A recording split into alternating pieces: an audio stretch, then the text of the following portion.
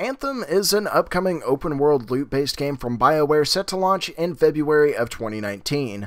Thursday this past week, the developers took to Twitch to showcase the gear and progression that will be in the game, and talked a little bit about the amount of depth that it's going to offer. Today, we're going to be taking a look at the need-to-know information from the stream so you guys can all have a better understanding of these systems come time for launch. So, let's get started. My name is Morgan, and welcome to Split Screen.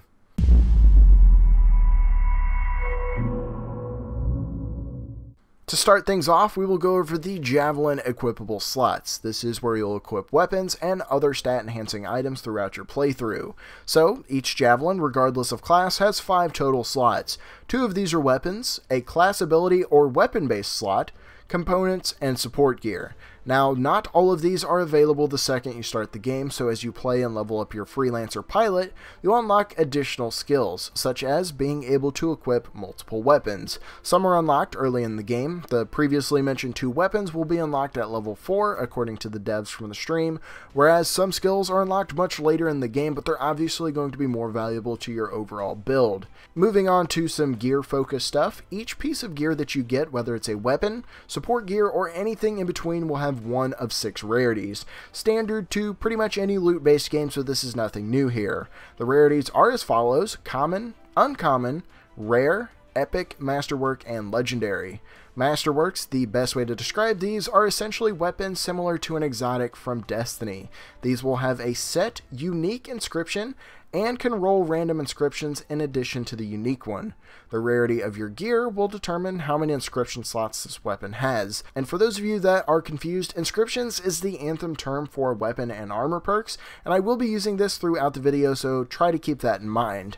The rarity of each weapon will determine how many inscriptions it can have total. Starting with uncommon, they can have 1, rare can have 2, epic can have 3, masterwork can have 4 plus its unique one, and legendary, which is essentially better masterworks, can have 4 as well, but they can also pull from a legendary specific inscription pool that offer way better stat boost. In total, there are nearly 100 inscriptions possible for your gear, and some will pull from a very specific set when you get that gear drop, but there is an extensive amount of diversity here. We're going to be seeing a bunch of different builds and playstyles, and I honestly can't wait for that.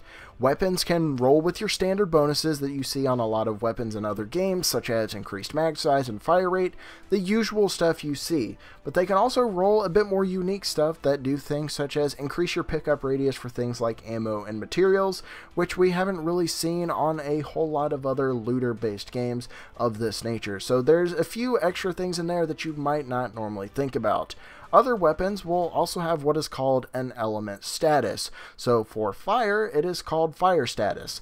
The status number, the higher it is the better, will indicate how fast that will apply the said status effect to the enemy. So if you're wanting a build that is focused on an element doing damage over time, this is more than possible. They mentioned fire and ice. I don't know if there's stuff beyond that. I also heard mention of an acid poison type debuff. We'll have to wait and see what all there is available, but we do know we'll have a few different elements that we can apply to enemies and do damage over time. While the devs didn't talk much about how exactly to obtain support gear and components, they did mention that weapons can be obtained through various means, such as farming enemies, quest rewards, and endgame content. These weapons found in-game from the enemies will roll with random inscriptions each time you get them, but you can also obtain a weapon type recipe to craft weapons, and when you get them, they will roll with random inscriptions as well, so there are a few avenues towards obtaining a specific weapon type with specific inscriptions to fit your loadout and playstyle. You're also able to obtain plans to craft a specific weapon, and those will scale to your pilot's level. If you're level 5, you get an epic plan for a weapon, and you don't want to craft it right then and there, you can wait till level 20 and you'll be able to craft that specific epic rarity weapon at level 20. So if you get stuff early, this is not a problem. You can craft them later on. With any loot-based game, people will ask, is there any sort of trading? The dev's response to this is no trading is in the game, and all loot is instanced to the player, not the group. So if you're playing activities with your friends, the loot you receive is yours and yours alone. Nobody can take it from you. With the basics on weapons out of the way, we're going to move towards components, which is what allows you to diversify your build. To start things off, armor is cosmetic only. There are no stats attached to your gear at all, so if you want to look a specific way, your build will not be held back because of that. Components are where the stats come from and are what allow you to tailor your playstyles accordingly, which, like the weapons and whatnot, also have different rarities, and of course will roll with inscriptions as well, random just like the weapons. Components are very similar to the weapon inscriptions and offer a diverse set of buffs and bonuses. They can have utility such as ammo buffs, where you can hold more of a specific ammo type, and they also do other things such as increased hover time while you're flying around. Other components can offer damage resistance and various defense and offense related stat boost. With all of these systems, things can seem a bit overwhelming, and I totally understand that. But fear not, the devs stated this game will cater to a casual audience, and it'll also cater to those that want to min-max their character builds. So if you're into just playing the game, you just want to jump on, have fun, you can do that and not worry about gear at the lower difficulties. But if you're interested in long-term stat min and maxing and an endgame chase, there is huge potential here and a long-term chase to keep you occupied. Now, with all of your weapons, your armor components, all of that stuff, they will have a power level attached to them, which altogether forms your gear score. So for those of you that have played something like The Division or a game of that nature, they'll be pretty familiar with this layout.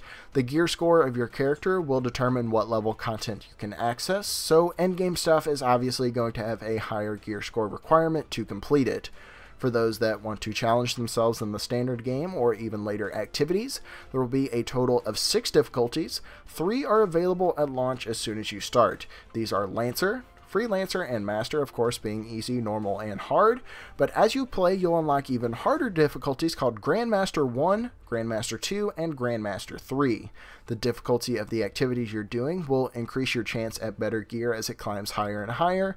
So if you're hunting the higher tier items, a difficulty boost would be ideal to make that grind a bit easier for the long term. As you do these activities, the gear you get will pull from pre-established loot pools. The harder content, such as Strongholds, which is Anthem's equivalent to raid-like activities, will have higher rarity in the loot table, and playing a specific class will give you higher chances at gear for that specific character. On top of loot tables from activities like farming, there is also a challenge system in the game, which the example they gave in stream, it wasn't much, but they said would be something to the effect of kill X enemy 10 times, and you will receive item Y, and this can include stuff like gear drops, materials, components, stuff that is useful to your character as you progress. And that's really all I've got for you guys today. I wanted to highlight all of the key features that they talked about during the stream. There was a lot of filler stuff over the course of the 45 minutes or so that they were playing and showcasing stuff, but this is the important stuff that you guys need to know. If you have any questions at all, feel free to talk to me down in the comments section below. But in conclusion, Anthem is looking to truly shake it up in the looter-shooter genre, with long-term chases for players interested, but also allowing casual players to enjoy themselves and all of the content in the game without worrying about being optimal loadout all the time. Things like this are crucial in games of this nature. If the entry content is too hard, it turns away those with lesser time, and if it's too easy, it turns away the long-term hardcore player. Making these additional difficulty choices and chases available, yet entirely optional, is an excellent move. Anthem, according to what we've seen in the dev stream so far, seems to be hitting all the right notes here, but post-launch execution of the game and support is going to determine whether it can sustain itself or crash, but only time will tell as we move forward. With that being said, this concludes the video. If you guys enjoyed it, please do consider hitting that like button to show some support, and if you want more extensive Anthem news, guides, and lore, be sure to subscribe to Split Screen. My name is Morgan, thank you all for watching, and I will see you all next time.